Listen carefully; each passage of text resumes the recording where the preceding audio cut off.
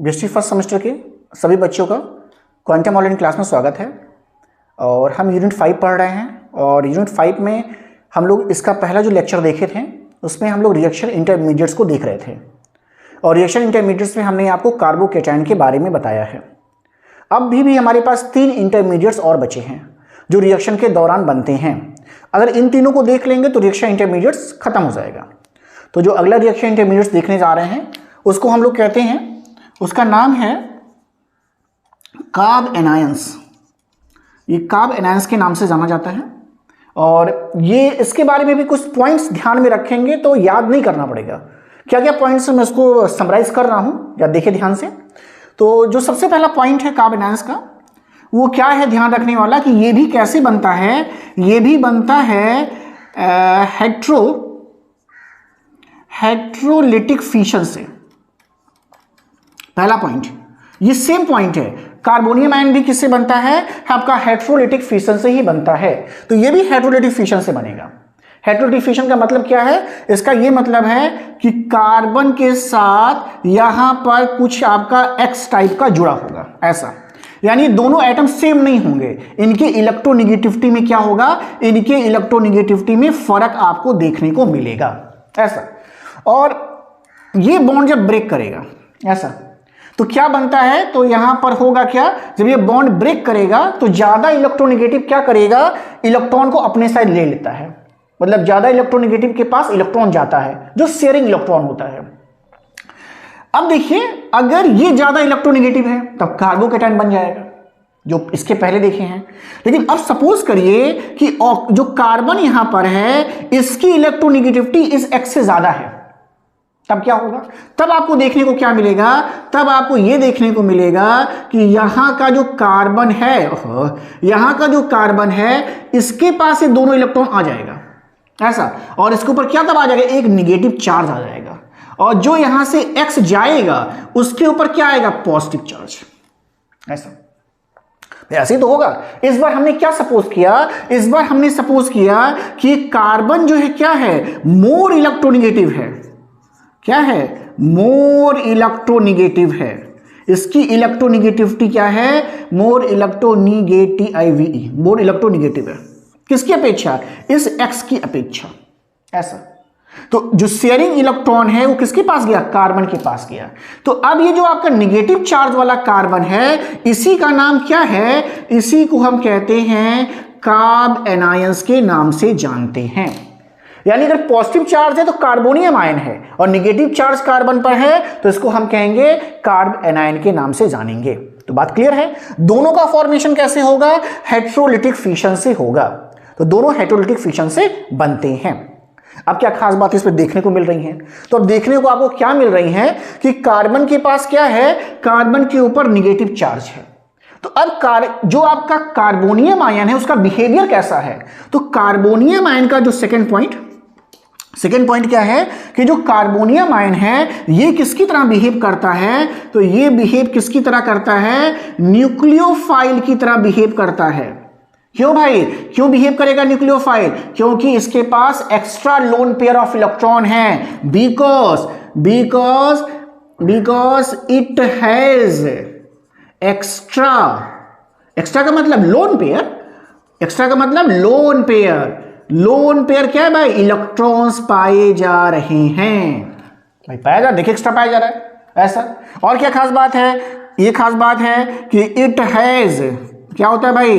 It has negative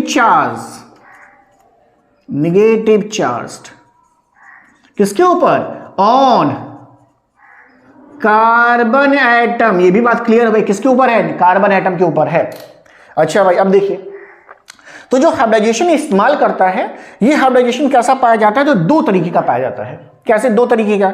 तो एक जो हाइब्रिडाइजेशन इसमें पाया जाता है वो पाया जाता है sp3, ऐसा। sp3 हाइब्रिडाइजेशन देखने को मिलेगा। लेकिन एक और है, ये जो है sp2 भी इस्तेमाल करता है। यानी 2 तरह के हाइब्रिडाइजेशन आपको देखने को मिलेंगे। sp2 कब होगा? जब आपका ये कार्बोनियम आयन जो है किससे लगा है? मान लीजिए हाइड्रोजन से लगा ऐसे, और उसके बाद किससे लगा हो? उसके बाद लगा हो किसी भी अनसैचुरेटेड एटम या ग्रुप से। अनसैचुरेटेड एटम या ग्रुप से लगा हो। तो ऐसी कंडीशन में क्या करता है, sp2 का इस्तेमाल करता है, यानी sp2 हाइब्रिडाइजेशन का इस्तेमाल करता है। तो sp3 भी पाया जा रहा है और sp2 भी देखने को मिलेगा। तो दोनों तरह के हाइब्रिडाइजेशन आपको यहां पे देखने को मिलेंगे। तो ये बात है। तो ये रिएक्शन किससे करता होगा? देखिए भाई, न्यूक्लियोफाइल है, रिएक्शन किससे करता होगा? उसके साथ ही जाना प्रेफर करेगा जो इलेक्ट्रोफाइल होगा, मतलब ये जिसको आसानी से इलेक्ट्रॉन को डोनेट कर सकता हो। भाई वही तो होगा जिसको इजीली इलेक्ट्रॉन का डोनेशन ये कर सकता हो। अच्छा, स्ट्रक्चर में देखा जाए कैसा ही दिखाई दे रहा होगा। अगर इसका स्ट्रक्चर देखा जाए, sp3 sp2 दोनों हम देख सकते हैं। sp3 में टेट्राहेड्रल बनेगा इसका स्ट्रक्चर। तो sp3 में अगर देखेंगे तो टेट्राहेड्रल कैसे बनेगा? तो देखिए टेट्राहेड्रल अगर हम बना के देखें तो टेट्राहेड्रल देखिए हम बना के पहले देखते हैं कि स्ट्रक्चर इसका कैसा दिखाई देगा आपको। तो टेट्राहेड्रल में देखिए कैसा स्ट्रक्चर आपको दिखाई देगा।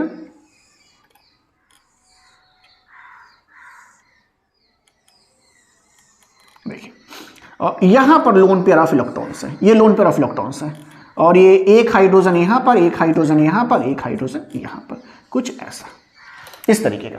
ये sp3 में आएगा, ऐसा टेट्राहेड्रल कंडीशन आपको देखने को मिलेगी। और अगर sp2 होगा तो भाई ट्राइगोनल आपको देखने को मिलेगा, प्लेन वाला। अगर इसको दिखाना चाहिए, हम सिंपली फिगर में दिखाना चाहें कि कैसे दिखाई देगा sp2 में, sp2 में अगर आप देखना चाहेंगे तो बिल्कुल वही होगा कि एक ऑर्बिटल जो है परपेंडिकुलर प्लेन होगा और बाकी के ऐसे पाए जाएंगे। लेकिन इस बार ये ऑर्बिटल खाली नहीं है, इस बार क्या है, इसमें लोन पेयर ऑफ इलेक्ट्रॉन पाए जाएंगे ऐसा। तो लोन पेयर ऑफ इलेक्ट्रॉन को हम इस तरीके से दिखा सकते हैं। यहां पर लोन पेयर ऑफ इलेक्ट्रॉन देखिए यहां दिखाया गया है, ये लोन पेयर ऑफ इलेक्ट्रॉन को दिखाया गया है। तो ये लोन पेयर ऑफ इलेक्ट्रॉन्स है ऐसा। तो ये लोन पेयर ऑफ इलेक्ट्रॉन्स को दिखाएं, कंफ्यूज नहीं होंगे। वहां फिगर ये sp3 का मैंने बनाया, ये sp3, ये कौन सा फिगर बनाया है? ये फिगर हमने बनाया टेट्राहेड्रल। ये फिगर कैसा है? टेट्राहेड्रल है, चतुष्फलकीय फिगर है। जब हाइब्रिडाइजेशन कैसा है? sp3 है ऐसा। और ये फिगर हमने बनाया sp2 के लिए, ये फिगर बनाया sp2 के लिए बनाया है कि अगर sp2 होगा तो आपको कैसा दिखाई देगा, इस तरीके से आपको दिखाई देगा, क्योंकि दोनों तरह का हाइब्रिडाइजेशन ये यूज करता है। तो दोनों तरह के हाइब्रिडाइजेशंस में आपको ऐसे दो अलग अलग कॉम्बिनेशन देखने को मिल सकते हैं। तो ये सारी बातें हो गई। रिएक्शन मैंने कहा किसके साथ करता है? हमेशा रिएक्शन करेगा इलेक्ट्रोफाइल के साथ, जिसके पास इलेक्ट्रॉन की कमी है, क्योंकि इसके पास इलेक्ट्रॉन अधिक है ऐसा। तो अब इसका स्टेबिलिटी देख लेते हैं, भाई स्टेबिलिटी कैसा होगा इसका। तो स्टेबिलिटी का ट्रेंड देखिए इसका कैसा होना चाहिए कार्ब एनायन का। तो स्टेबिलिटी देखिए इसका। ऐसे बच्चे जो नए हैं चैनल को सब्सक्राइब करें और लाइक भी आप लोग किया करिए। देखिए यहां पे देखिए स्टेबिलिटी देख लेते हैं।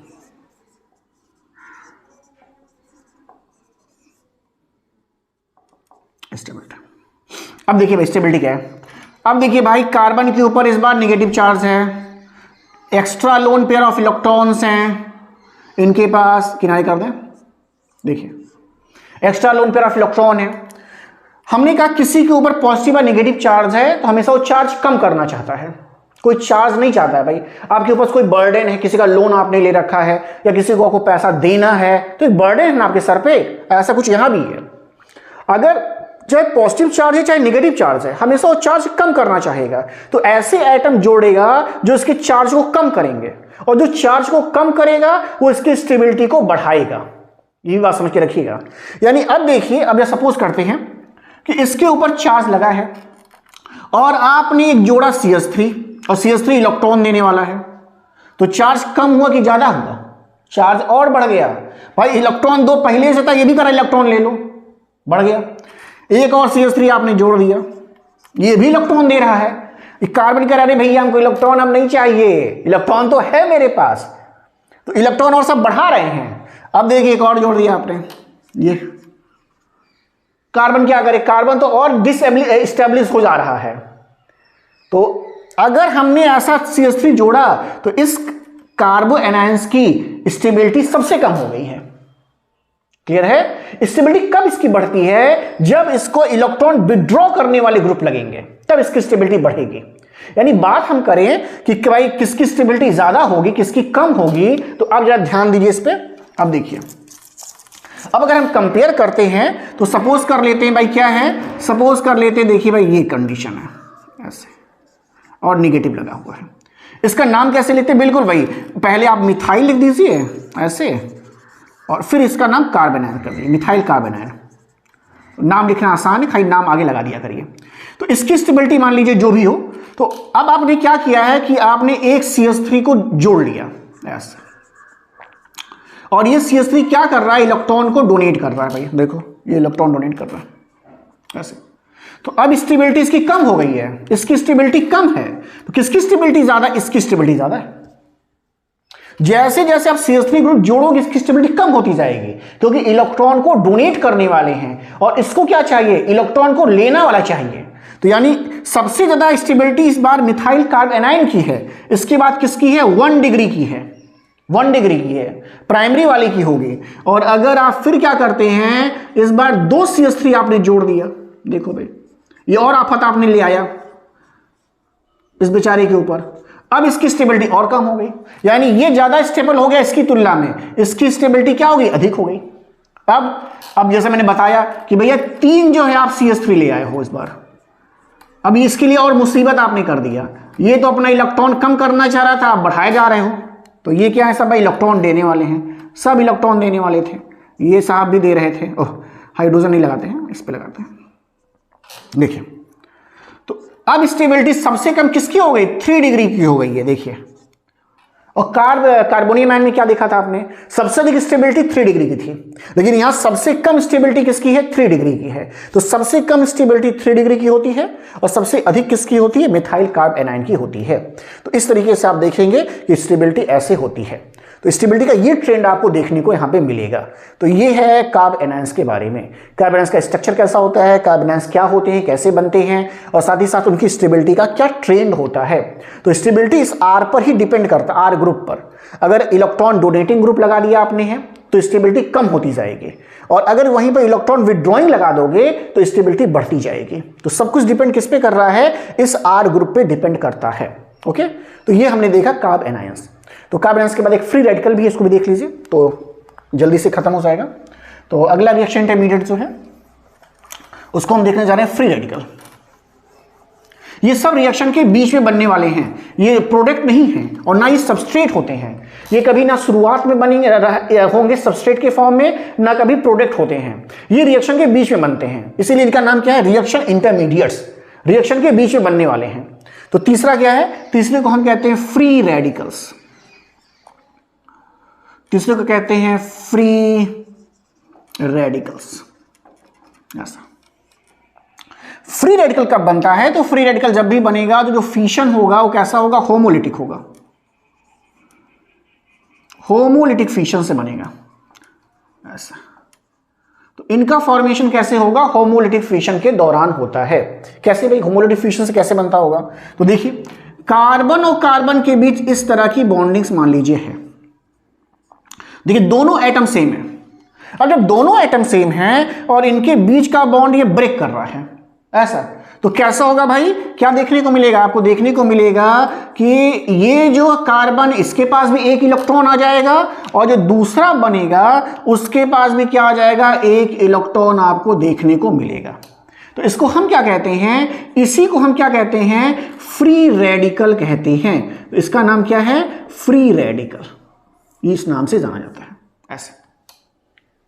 क्लियर है। तो फ्री रेडिकल कब कैसे बनेगा, होमोलिटिक फिशन से बनेगा। अगर हम इसको ऐसा ना दिखाना चाहे तो ऐसे भी दिखा सकते थे, देखिए दोनों बराबर हैं, ये दोनों को आर आर लिख दीजिए और कैसे दिखा दीजिए, आर के ऊपर एक इलेक्ट्रॉन और इस आर के ऊपर एक इलेक्ट्रॉन, ऐसे दिखा सकते हैं। तो ऐसे भी आप दिखा सकते हो, ये भी फ्री रेडिकल बना। बस होना क्या चाहिए कि दोनों आइटम सिमिलर होने चाहिए, जिससे जो शेयरिंग इलेक्ट्रॉन है, ये कौन सा बॉन्ड है, कोवैलेंट है। कोवैलेंट बॉन्ड कैसे बनता है, इलेक्ट्रॉन के शेयरिंग से। तो जो शेयरिंग इलेक्ट्रॉन है ये दोनों के पास चला जाए ऐसा। और अगर होमोलिटिक नहीं है, हेटेरोलिटिक है, तो क्या बनेगा, तब कार्बोनियम आयन बन रहा है और कार्ब एनायन बनता है। और अगर इस तरह होमोलिटिक होता है तो क्या बनता है, फ्री रेडिकल। इस बात का ध्यान रखिएगा। अब फ्री रेडिकल में क्या खास बात है, तो फ्री रेडिकल में देखिए जो कार्बन होता है उसके पास एक इलेक्ट्रॉन है, यानी कार्बन जो है इसके पास 1 अनपेयर्ड इलेक्ट्रॉन होता है। एक अनपेयर्ड इलेक्ट्रॉन पाया जाता है। तो इसके नाते जो भी आपके फ्री रेडिकल हैं, जो भी फ्री रेडिकल हैं, ये जो है काफी एक्टिव क्या है, इंटरमीडिएट्स हैं। क्यों? क्योंकि ये जल्दी से जल्दी क्या होना चाहते हैं, जल्दी से जल्दी पेयर्ड होना चाहते हैं। ये इलेक्ट्रॉन क्या चाहता है, पेयर्ड हो जाए। पेयर्ड होगा तो स्टेबल हो जाएगा। इस नाते बहुत ज्यादा एक्टिव इंटरमीडिएट्स कहलाते हैं जो फ्री रेडिकल बनते हैं। हाइब्रिडाइजेशन देख लेते हैं। अगर हाइब्रिडाइजेशन की बात करें, देखिए यहां पे हाइब्रिडाइजेशन की बात करें तो तीसरा पॉइंट कर लेते हैं हाइब्रिडाइजेशन। तीसरी बात करते हैं हाइब्रिडाइजेशन, देखते हैं हाइब्रिडाइजेशन। ऐसा अगर हाइब्रिडाइजेशन की बात करेंगे तो हाइब्रिडाइजेशन जो पाया जाता है sp2 ट्राइगोनल, प्लेनर ट्राइगोनल। और कैसा दिखा सकते हैं, तो दिखा सकते हैं, इधर दिखा दे, ऊपर दिखा दे, यहां दिखा दें। देखिए देखिए एक वही ऑर्बिटल जो परपेंडिकुलर है और ये तीनों प्लेन में है, ये तीन प्लेन में है। इसमें एक इलेक्ट्रॉन पाया जाएगा जो अनपेयर्ड है, loan pair of electron unpaired है। तो इस तरीके से आप दिखा सकते हैं क्या चीज, फ्री रेडिकल को। तो ये फ्री रेडिकल को आप ऐसे दिखा सकते हैं, ऐसे इस तरीके से। तो हाइब्रिडाइजेशन कैसा है, हाइब्रिडाइजेशन इसका क्या है, sp2 है। स्ट्रक्चर प्लेनर ट्राइगोनल, त्रिभुजाकार। तो त्रिभुजाकार इसकी आकृति पाई जाएगी, एक ही प्लेन में पाया जाएगा। और ये जो p ऑर्बिटल है परपेंडिकुलर, जैसा मैंने पहले आपको बताया है कि तीन एटम कार्बन बीच में है, तीन एटम एक प्लेन पर है, एक इसका जो p ऑर्बिटल है नीचे है और एक ऊपर है।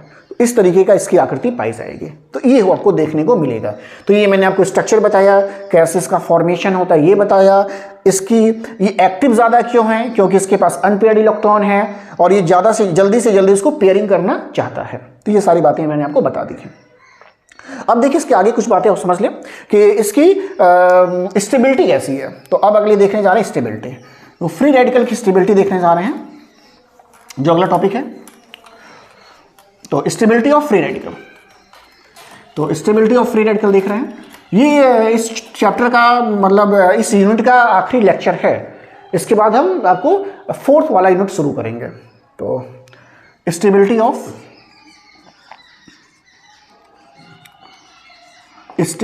Of free radical. Free radical की स्टेबिलिटी क्या है, देखिए जरा सब क्या होनी चाहिए आप बताइएगा, देखिए खुद से बताइए। देखो भाई H मान लेते हैं ऐसा, और इसके पास इलेक्ट्रॉन है ऐसा। ये क्या चाह रहा है, इलेक्ट्रॉन देना चाह रहा है कि इलेक्ट्रॉन लेना चाह रहा है, इलेक्ट्रॉन एक्सेप्ट करना चाह रहा है। इलेक्ट्रॉन एक कम है ना भाई, तो वैसे बिहेवियर देखा जाए तो इलेक्ट्रोफाइल की तरह बिहेव कर रहा है, इलेक्ट्रॉन की कमी है। तो जब इलेक्ट्रॉन की कमी है इसका मतलब क्या है कि ये जो होगा 1 डिग्री आप देख लेते हैं। 1 डिग्री की स्टेबिलिटी क्या है, 1 डिग्री में R से सब्स्टिट्यूट कर लो, देखो ऐसा। 2 डिग्री बना लेते हैं, तो अभी कंपेयर कर लेते हैं एक साथ ही। देखो भाई 2 डिग्री बना दिया। 3 डिग्री बना लेते हैं, इन्हीं को कंपेयर करना होता है, कंपेयर कर लिया। अब ये क्या है, इलेक्ट्रॉन को देने वाले हैं, ये सब इलेक्ट्रॉन डोनेटिंग है, ऐसा ऐसा ऐसा। ये कौन सा भाई 1 डिग्री है, ये कौन सा है 2 डिग्री है, ये कौन सा है 3 डिग्री, मतलब प्राइमरी सेकेंडरी टर्सरी। और इसको क्या कहते हैं, इसको कहते हैं methyl free radical. Free radical ये के नाम से जानते हैं। तो अब देखिए स्टेबिलिटी किस पर डिपेंड कर रही है कि इलेक्ट्रॉन डोनेशन कौन ज्यादा कर रहा है। इसकी स्टेबिलिटी सबसे अधिक है। क्यों? क्योंकि इसमें 3 ऐसे ग्रुप लगे हैं जो इलेक्ट्रॉन को डोनेट कर सकते हैं। तो स्टेबिलिटी के टर्म में 3 डिग्री सबसे अधिक है, यानी 3 डिग्री की स्टेबिलिटी सबसे अधिक पाई जाएगी। फिर 2 डिग्री की है, क्योंकि यहां पे 2 जो है आर ग्रुप इलेक्ट्रॉन को दे सकते हैं। उसके बाद किसकी है, 1 डिग्री है, और सबसे कम किसकी है, मेथिल फ्री रेडिकल की होती है। तो स्टेबिलिटी किस बात पे डिपेंड कर रही है कि इलेक्ट्रॉन डोनेट कर सके। क्यों? क्योंकि कार्बन को इलेक्ट्रॉन चाहिए, इलेक्ट्रॉन डेफिशिएंट है, एक इलेक्ट्रॉन की कमी है। तो जो भी इलेक्ट्रॉन को डोनेट करने वाले ग्रुप लगेंगे वो इसकी स्टेबिलिटी को बढ़ा देंगे। तो ऑर्डर क्या है, ऑर्डर 3 डिग्री सबसे अधिक है, फिर 2 डिग्री है, फिर 1 डिग्री है, और फिर क्या है, मेथिल फ्री रेडिकल है। तो ये आपको देखने को मिलेगा फ्री रेडिकल में स्टेबिलिटी को। ये सारी बातें हमने फ्री रेडिकल के बारे में आपको बताई हैं। सारी इंफॉर्मेशन किसके लिए है, फ्री रेडिकल के बारे में है। तो इस प्रकार से हमने 3 इंटरमीडिएट्स पढ़ लिया। कार्बोकेटायन या कार्बोनियम आयन कहते हैं, कार्ब एनायंस, और लास्ट में हमने देखा फ्री रेडिकल्स। एक और बनता है कार्बीन्स के नाम से, उसे भी देख लीजिए। तो ये पूरा का पूरा खत्म हो जाएगा टॉपिक आपका कि कार्बीन्स क्या है। तो जो लास्ट बनने वाला फ्री इंटरमीडिएट्स है उसे हम कार्बीन्स के नाम से जानते हैं। सबसे अधिक कार्बोकेटायन इंपॉर्टेंट है और फिर ये फ्री रेडिकल इंपॉर्टेंट है। तो ये दोनों को आप देख के जाएंगे एग्जामिनेशन टाइम में। फोर्थ जो है उसे हम कहते हैं कार्बीन्स के नाम से जानते हैं। कार्बीन्स कैसे होते हैं, इसको चार्ज नहीं होते। कार्बीन्स जो हैं न्यूट्रल नेचर के हैं। न्यूट्रल मतलब इनके ऊपर चार्ज नहीं है, आवेश रहित हैं। और कैसा आपको देखने को मिलेगा, तो जो कार्बन होगा वो ऐसे दो बॉन्डेड होगा, ऐसे होगा, और साथ ही साथ इसके ऊपर 2 इलेक्ट्रॉन भी पाए जाएंगे। ऐसी कंडीशन देखने को मिलेगी। यानी इसमें क्या होगा, 4 सिग्मा बॉन्ड हो गया, 4 सिग्मा बॉन्ड, ऐसे इस तरीके से, और साथ ही साथ इसके पास 2 एक्स्ट्रा इलेक्ट्रॉन्स भी पाए जाएंगे इस तरीके से। यानी इसका बिहेवियर कैसा होता है, तो इसका बिहेवियर होता है न्यूक्लियोफिलिक। बिहेवियर कैसा है इसका, न्यूक्लियोफिलिक। यानी ये रिएक्शन में जब भी रिएक्शन होता होगा तो इलेक्ट्रोफाइल के साथ ये रिएक्ट करते होंगे। तो कहीं आपको इस तरीके का दिखाई देता होगा तो उसे हम कहते हैं कार्बीन्स के नाम से जानते हैं। बहुत कुछ आपके कोर्स में नहीं है, बस इतना समझ के रखिए कार्बीन्स होता क्या है और ये किस तरीके से दिखता है। तो ये 4 इंटरमीडिएट जो हैं आपको देखने होते हैं, और इन चारों के बारे में मैंने आपको हल्का फुल्का जो है बता दिया है। इन तीनों के बारे में विस्तार से बताया है। ये चौथे के बारे में बहुत विस्तार से नहीं पढ़ना, बहुत कम यूज इसका आता है। बस इतना जाने कि क्या है, ये कैसे है, बस, और कुछ बहुत अधिक जानने की आवश्यकता इसको नहीं है। तो ये हमने आपको सारा बता दिया है। यूनिट 5 से जितना भी इंपॉर्टेंट टॉपिक था सब मैंने आपको बता दिया है।